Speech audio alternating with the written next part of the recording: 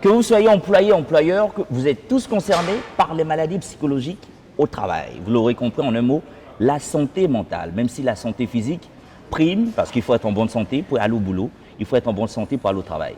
Il a fallu donc un salon dénommé le Salon du Capital Humain, qui est d'ailleurs à sa première édition. Une dame a pensé l'événement, a conçu l'événement et d'ailleurs l'a réalisé. Car durant 2 jours, nous avons eu des experts du monde du travail, nous avons eu des médecins, des psychologues, des psychiatres, pour parler de la santé mentale. Et elle est avec nous. Madame Yobri, bonjour. Bonjour. Comment est-ce que vous allez? Ben, ça va très bien. Ah, ça se sent. Je pense que toutes les émotions sont tombées. Ok. Donc ça va très très bien. Très bien. Alors, ça a été 2 jours fous, 2 jours costauds, 2 jours où tout a bougé, 2 jours durant lesquels on a parlé du capital humain, 2 jours durant lesquels on a parlé de santé mentale. Pourquoi un salon sur la santé mentale? Pourquoi? Ben, je vous remercie déjà pour votre présence à ce salon. C'est très important. Parce que moi-même, je suis, en tant que conseiller en communication, je connais l'impact de la communication. Alors pourquoi un salon sur la santé mentale? Un salon sur la santé mentale parce que nous sommes l'entreprise et nous voyons tout le temps la souffrance de certaines personnes.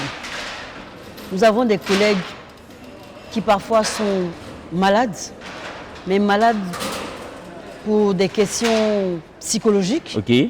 Nous avons des collègues qui parfois perdent la vie, parce qu'effectivement, il y en a qui perdent la vie. Ouais. Et nous sommes affligés, nous allons aux enterrements, nous revenons, et la vie continue. Alors, tout ça, ça mérite réflexion. Nous sommes dans un cadre entrepreneurial, nous sommes dans un cadre du travail, et nous ne pouvons pas rester silencieux devant la souffrance mentale, surtout au travail. Voilà. D'où la création d'un tel salon. D'où la création d'un tel salon qui nous permet de mener une réflexion profonde, de pouvoir, déjà, on parle de salon pour que le sujet soit digeste. Ouais. Parce que ça aurait pu être un colloque, un séminaire, mais c'est lourd. Nous avons préféré un salon pour que le sujet soit digeste. Nous avons, dans un salon, nous avons pu intégrer une conférence inaugurale. Ouais. Nous avons pu intégrer des panels avec toutes les parties prenantes de la santé en entreprise. Ouais. Nous avons pu intégrer une adresse spéciale de la direction générale de la CNPS.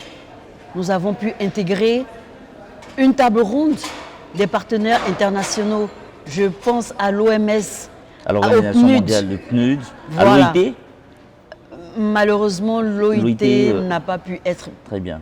Là, ils sont en pole position en ce qui concerne tout ce qui est santé mentale. Bon, nous n'avons pas pu les avoir. On espère pour l'édition prochaine les avoir. On a eu également le ministère de l'Emploi et de la Protection sociale avec la direction, si je prononce bien, la direction de la santé et de la sécurité au travail, qui a également envoyé un représentant. Alors, on a eu déjà, moi je dirais plutôt, on a eu déjà le ministère de la Santé, avec la directrice de cabinet adjointe qui a représenté le ministre. Nous avons eu le ministère de l'Emploi, qui est la tutelle de la CNPS, de la SEGRAE, qui aussi nous a épaulés sur ce salon. Très bien. Nous avons eu le programme national de santé mentale, non? Qui est complètement organisateur de ce salon. Et vraiment, nous sommes félicités de la présence du ministère de l'Emploi aussi. Donc, nous avons eu en fait tous les partenaires qui sont concernés par le bien-être en entreprise. Et donc, le salon, après 2 jours, referme ses portes. Avec une participation massive des experts du monde du travail, de la médecine du travail, comme vous l'avez dit tantôt, de la CNPS, la Caisse nationale de prévoyance sociale qui était un partenaire privilégié de l'événement. Après 2 jours, le salon referme ses portes. Quel bilan on peut déjà se faire de cette première édition? Alors pour cette première édition, déjà ce sont des satisfaits, ce n'est pas manquer d'humilité, mais nous avons été agréablement surpris par la qualité des intervenants, par la présence déjà des intervenants. parce que lorsque vous arrivez à déplacer le professeur de la Fosse, c'est un honneur. Exactement. Pour cette première édition, nous avons quand même eu le vice-président de l'Assemblée nationale sur les questions, qui est en charge des questions sociales à l'Assemblée nationale, ouais. comme invité. C'était véritablement énorme. Nous avons eu un panel de qualité, un panel de choix qui a permis véritablement d'instruire même les sachants. Ouais. Et ça, c'était intéressant. Nous avons aussi, vous ne l'avez pas cité, mais nous avons aussi eu le DG de Lidoué, M. Tiornan Koulibaly, qui est venu pratiquement clôturer le salon en termes d'intervention. Et nous avons tenu magique, tous les panels que nous avons voulu avoir. Nous avons eu toutes les personnalités. Nous avons voulu donner un certain standing au panel. Et c'est ce qui a été. Et donc, nous sommes véritablement heureux. Nous sommes heureux d'avoir cru en ce thème. Nous sommes heureux d'avoir vu jusqu'à quel point ce thème était d'importance. Nous sommes surtout heureux d'avoir eu des experts, en grande majorité experts ivoiriens. Ouais. Mais ça fait plaisir, ça fait vraiment plaisir. Et donc, on va croiser les mains et se donner rendez-vous pour la deuxième édition. Est-ce que pour la deuxième édition, pour cette année, on n'avait seulement que des experts ivoiriens? Est-ce que pour l'édition prochaine, il y aura un pays invité, un pays à l'honneur? On aura des experts qui viendront d'autres pays? Alors, la question, elle est bonne, non? Oui, la question, elle est bonne, mais déjà pour cette année, nous avions eu des experts internationaux. Ah, d'accord. Déjà, lorsque je parle de l'OMS, lorsque je parle du PNUD, ce sont des organismes internationaux. Mais en plus, on devrait avoir un expert suisse qui devait nous faire une conférence. On devait avoir des experts, des partenaires de la CNPS, de la SEGRAE, mais malheureusement, nous avons été confrontés à un changement de date. Et malheureusement, le changement de date nous a un peu bousculé notre calendrier. Mais nous ne désespérons pas, parce que pour l'édition prochaine, nous allons véritablement tenir notre calendrier et faire de sorte que nous puissions être plus imprégnés des pratiques, surtout venues d'ailleurs. Parce que nous avons entendu de très bonnes choses au cours de ce salon. Nous avons vu que, comme le disait le DG de Lidoué, il y a des perspectives, il y a de quoi faire. Nous avons eu aussi un panéliste de l'ASCOMA, le directeur santé, le directeur santé de l'ASCOMA, qui nous a expliqué qu'en termes de santé, de prise en charge, c'était possible. C'était possible et ça fait du bien de l'entendre. Ça veut dire que tout ce qu'ils ont dit, les assureurs, tout ce qu'ils nous ont dit, c'est que eux, ils ne fonctionnent que sur la base de données. Ça veut dire qu'il faut qu'après ce salon, les différentes parties prenantes qui étaient là commencent à travailler efficacement pour que dorénavant, il y ait de données. Travailler déjà avec les médecins de santé en entreprise pour qu'il puisse y avoir des données, travailler sur le terrain, travailler sur des chiffres globaux que pourrait nous donner le ministère de la Santé pour que les choses avancent. Même le ministère de l'Emploi, eux, c'est pratiquement eux qui proposent les lois. Il faut penser à proposer ça à l'Assemblée nationale, tout ça. Tout ne s'arrête pas, il faut que tout ne s'arrête pas à ce salon. Il faudrait qu'en plus de ce salon, les sachants, les personnes qui sont dédiées justement à continuer ce travail, peut-être à travers des colloques, à travers des séminaires, à travers des symposiums, que tous les acteurs puissent se réunir pour créer, je ne sais pas moi, un vrai dialogue plus fort que le nôtre. Nous, on va dire que c'est un dialogue communicationnel.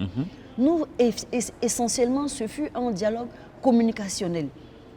Mais eux, ils peuvent aller plus en profondeur pour un dialogue plus scientifique qui va leur permettre de défricher et de proposer de sorte que le président de la République puisse se saisir du dossier et qu'effectivement une loi puisse sortir. Pour une prise en charge, de la santé mentale, de la santé psychologique, de la sécurité psychologique du travailleur. Vous savez, souvent on me demande, mais pourquoi le travailleur? Je parle d'expérience. Je parle d'expérience pour la simple raison que lorsqu'il y a eu la pandémie du VIH-Sida, il y a eu les comités de santé et sécurité en entreprise qui ont été mis en place, qui ont été fortifiés, de sorte que la pandémie du sida a été cantonnée en Côte d'Ivoire. Et ça a été un succès. Lorsqu'il y a eu le Covid, je me rappelle très bien, lorsqu'il y a eu le Covid, c'était pareil.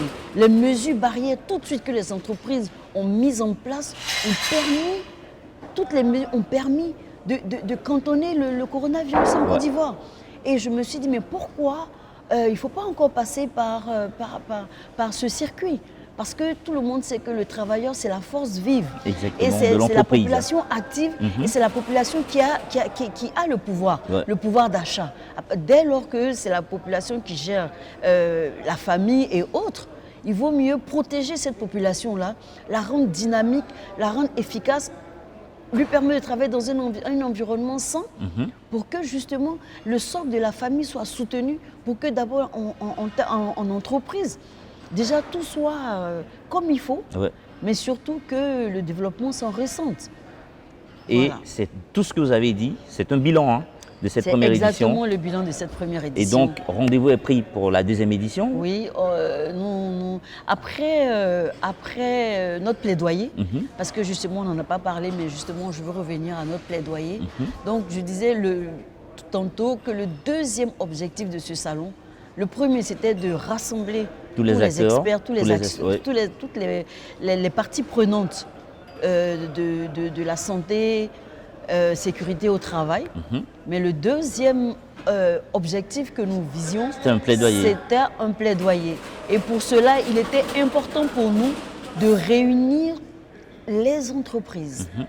Les entreprises et d'avoir leur quitus, d'avoir un peu leur accord pour nous, que les entreprises aient pris d'assaut les salles, que toutes les entreprises, énormément d'entreprises soient venues pour ce salon. C'est un peu un quitus qu'ils nous donnent.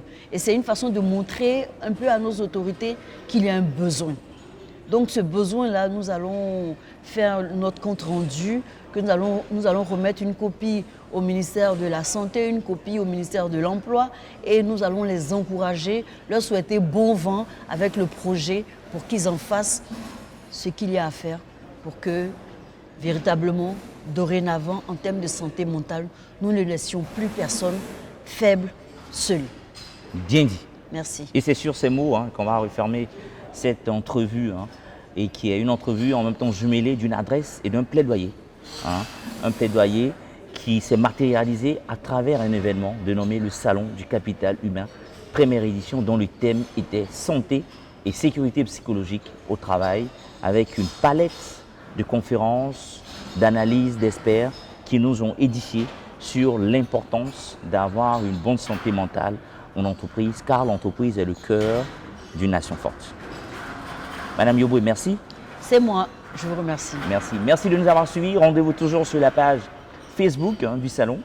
Tapez simplement SACH pour être au parfum de tout ce qui sera dit et de tout ce qui viendra dans les jours à venir, dans les mois à venir. Rendez-vous à la prochaine. Ou même, donner leur avis aussi. Voilà, pour donner votre avis. Laissez-nous des commentaires pour donner vos avis sur le côté organisationnel, communicationnel de l'événement, pour nous faire des remarques. Tout est ouvert à vous sur les canaux digitaux du salon. Merci de nous avoir suivis et à très vite.